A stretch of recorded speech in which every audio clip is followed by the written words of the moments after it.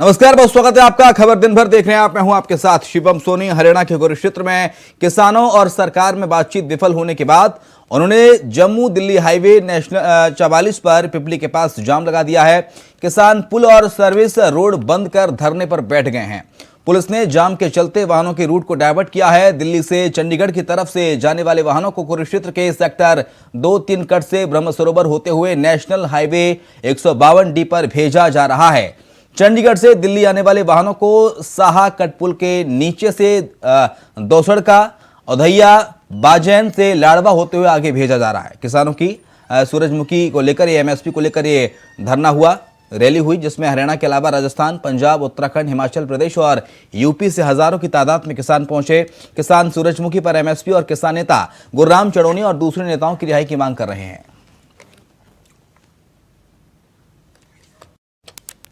अपना समर्थन करने के लिए आए हैं और हम भी किसान परिवार से, हम भी जो किसान हमारे भाई खड़े हैं रोड पे, हम उनके साथ खड़े हैं। देखिए, पहले भी जब किसान प्रोटेस्ट चल रहा था तब भी हम साथ खड़े थे और हाईवे पे ही तो आ गए यहाँ पे।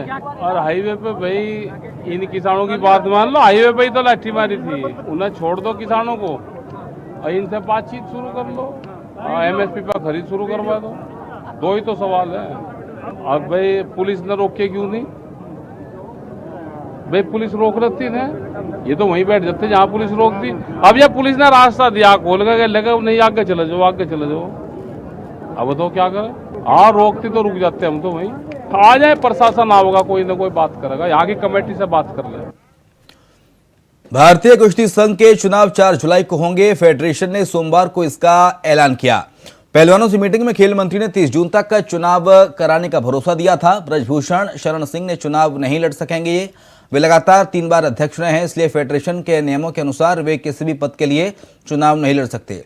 चैंपियनशिप के लिए रेसलिंग फेडरेशन की एडहॉक कमेटी ने सिलेक्शन ट्रायल आयोजित किया था। इस बीच 14 जून को पहलवानों के सपोर्ट में खाप पंचायतों ने हरियाणा बंद का ऐलान किया है। ब्रजभूषण और रेसलर्स विवाद में पहलवान विनेश फोगाट ने कहा कि हम 15 जून को चार्जशीट आने का इंतजार कर रहे हैं। इसके बाद आंदोलन को लेकर बड़ा ऐलान किया जाएगा। विनेश फोगाट ने साथ ही कहा कि प्रधानमंत्री की चुप्पी से दुखी हूं। जब पहलवान खेल मंत्री अनुराग ठाकुर से बात कर रहे थे तो वे फोन पर व्यस्त थे। उन्हें मेरी परेशानियां सुनने में कोई दिलचस्पी नहीं थी। खेल मंत्री अनुराग ठाकुर ने कुछ दिन पहले ही पहलवानों से बात की थी, जिसमें भरोसा दिया गया था कि 15 जून को केस की चार्जशीट पेश होगी। 4 जुलाई को डब्ल्यूएफआई के ये चुनाव होने हैं।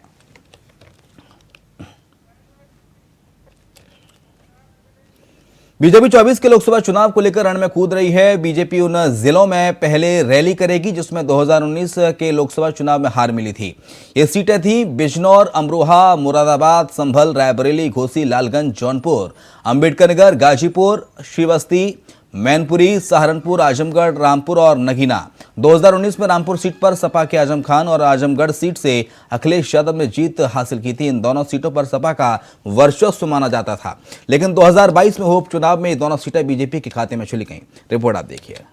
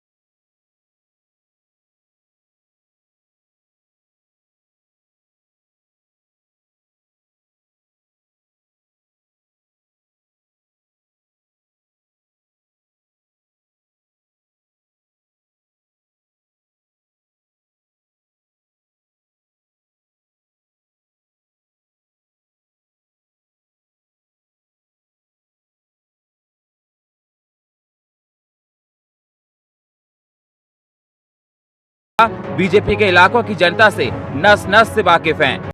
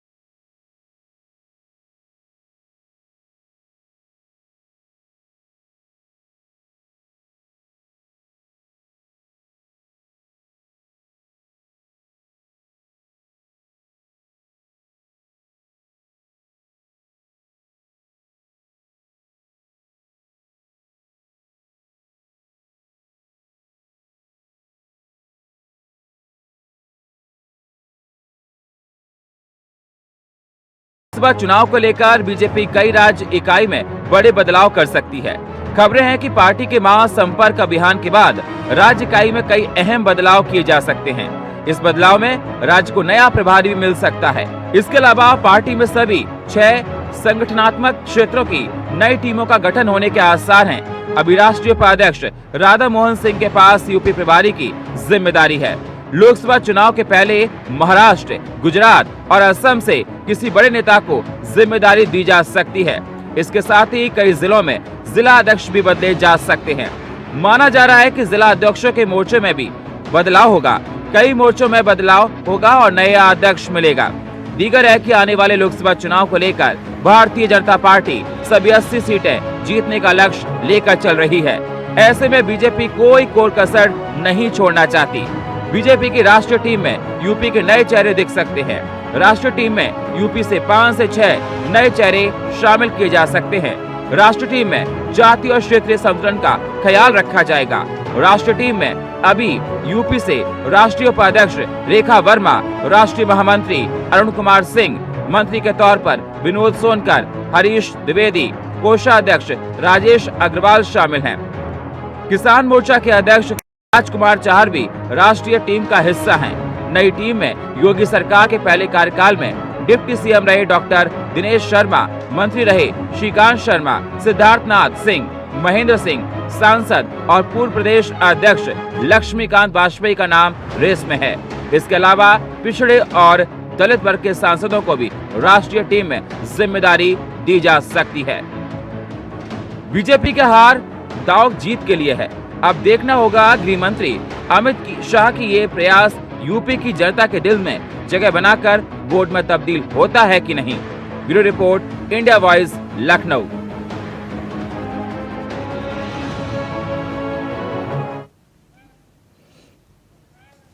पंजाब की गवर्नर बनवारी लाल पुरोहित ने सीएम भगवंत मान पर पलटवार किया है। उन्होंने कहा कि वो पंजाब सरकार को मेरी सरकार क्यों नहीं कहेंगे। पंजाब उनकी सरकार है और वो उसे बार बार मेरी सरकार कहेंगे। उन्होंने भगवंत मान से वो रिकॉर्ड पेश करने को कहा जिसमें उन्होंने मेरी सरकार न बोलने की बात कही।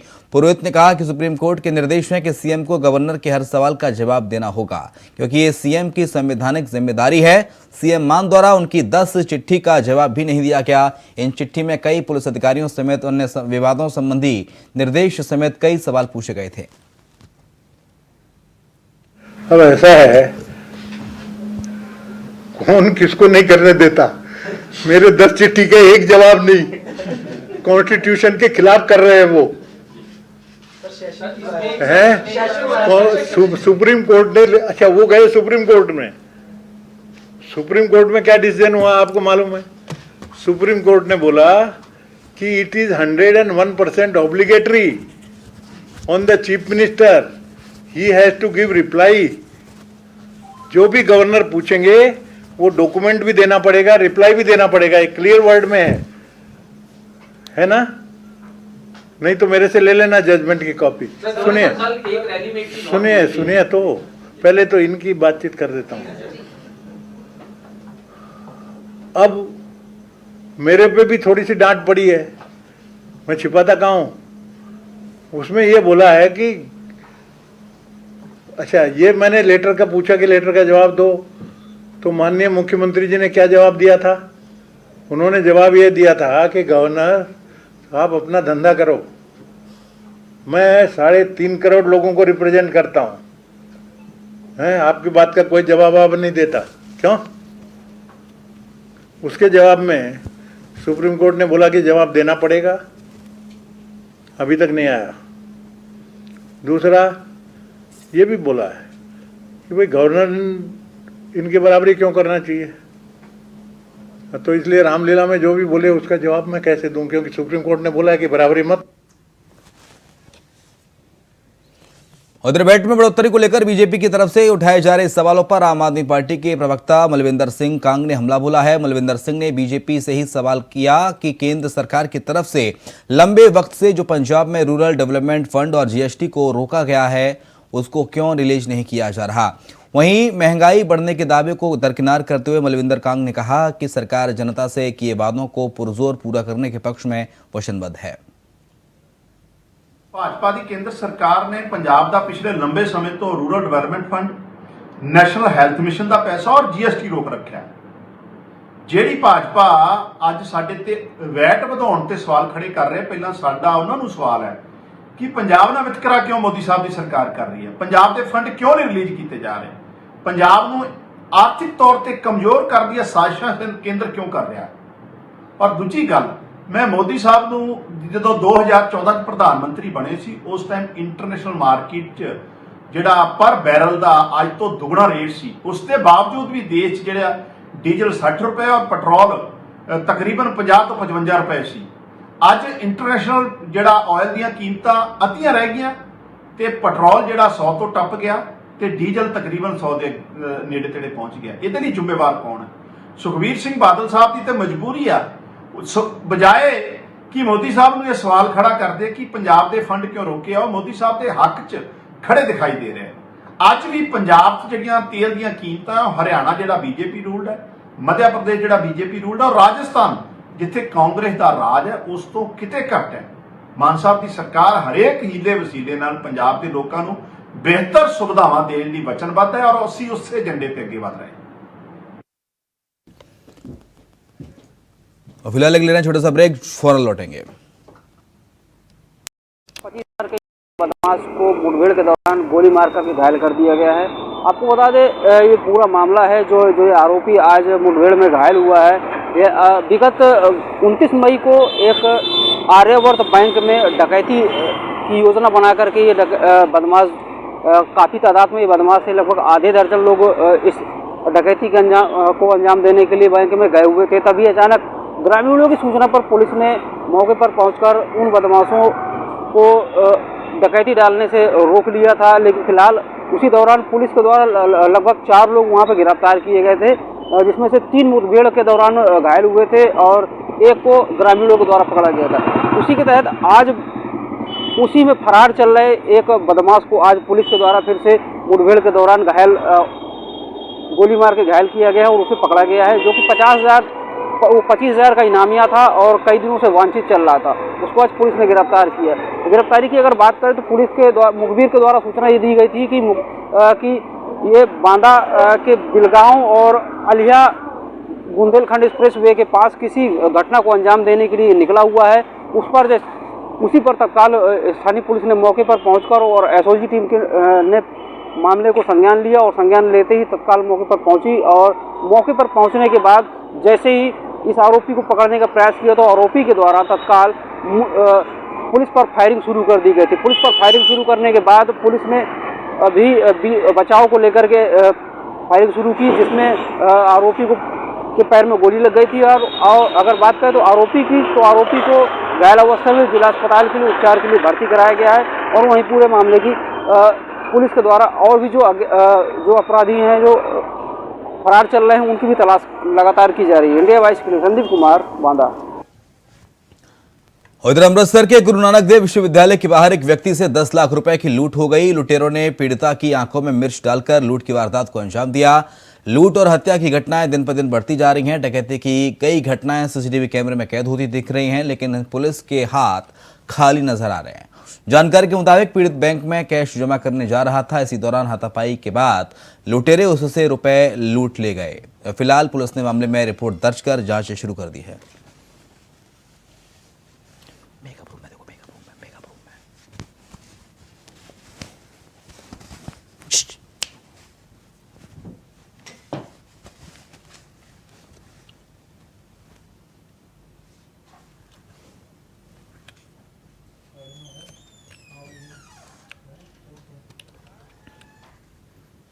उत्तराखंड में इन दिनों पूर्व मुख्यमंत्री त्रिवेंद्र सिंह रावत के नाथूराम गोडसे पर दिए गए बयान को लेकर सियासी विवाद चल रहा है, जिसमें बीजेपी और कांग्रेस आमने सामने नजर आ रहे हैं। कांग्रेस की तरफ से पूर्व सीएम त्रिवेंद्र सिंह रावत का विरोध किया जा रहा है। रिपोर्ट देखिए।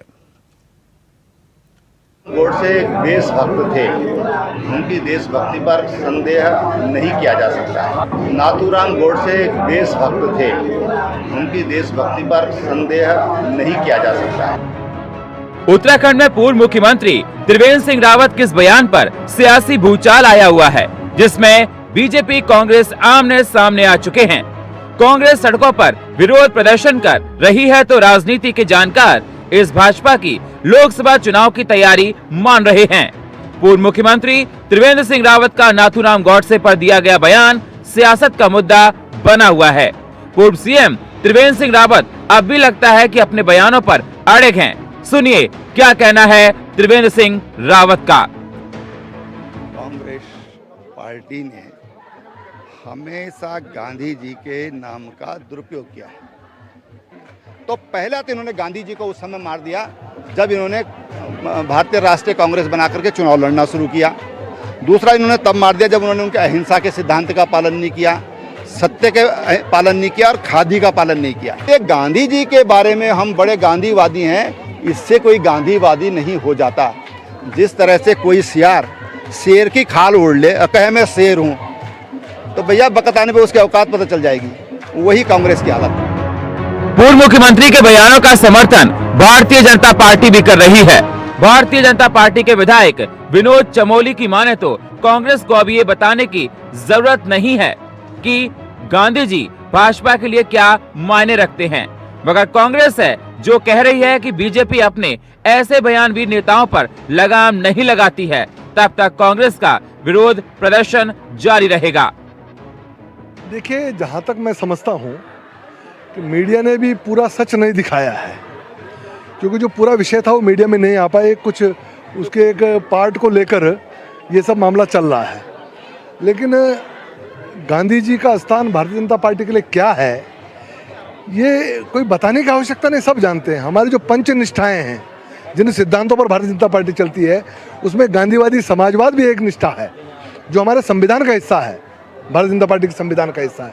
तो ये समझना चाहिए कि जिस पार्टी के सिद्धांत में ही गांधी जी को स्थान दिया गया हो, वो गांधी जी के विरोधी कैसे हो सकते हैं। ये दुर्भाग्य है कि हमारे देश के सत्ताधारी पार्टी के मुख्य लोग हैं जो वो राष्ट्रपिता महात्मा गांधी के हत्यारों का महिमामंडन करने का काम कर रहे हैं, महात्मा गांधी की शहादत को, उनके योगदान को अपमानित करने का काम कर रहे हैं। हम इसके कड़े शब्दों में निंदा करते हैं और आज हमने जो विरोध प्रदर्शन है, जो गॉडसे के समर्थक हैं जो इस समाज में, जो उनका विरोध प्रदर्शन है, केवल उनको आईना दिखाने के लिए आज विरोध की शुरुआत मात्र है। और आने वाले समय में हम और तीव्रता के साथ और हर जगह इन लोगों का विरोध करने का काम करेंगे। मारने वाला व्यक्ति, सरेआम कत्ल करने वाला व्यक्ति असंवैधानिक कहा जाएगा।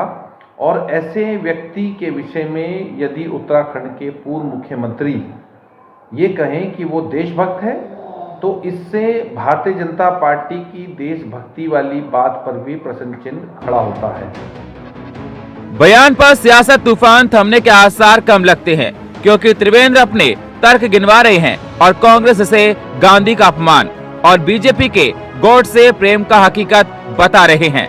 ऐसे में गॉडसे बनाम गांधी पर उत्तराखंड की सियासी तपिश कम होगी, आसार कम है। अभय कैथुरा, इंडिया वॉइस, देहरादून। तो वंदे भारत ट्रेन को लेकर प्रतीक्षा की घड़ी समाप्त हो गई है। आपको बता दें कि सोमवार को पटना से चलकर रांची के बीच इसका ट्रायल रन किया गया। ट्रायल रन के बाद जल्द ही हजारीबाग टाउन स्टेशन होकर प्रदेश की पहली वंदे भारत एक्सप्रेस पटरी पर दौड़ने लगेगी। इससे हजारीबाग शहरी आबादी में उत्साह का जबरदस्त माहौल है।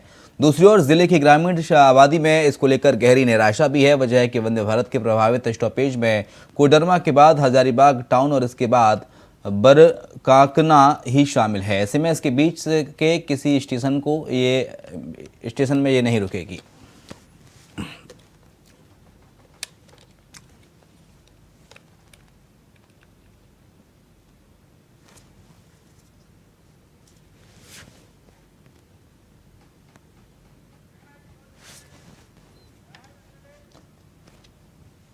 खबर दिन भर में इतना ही। खबरें लगातार जारी।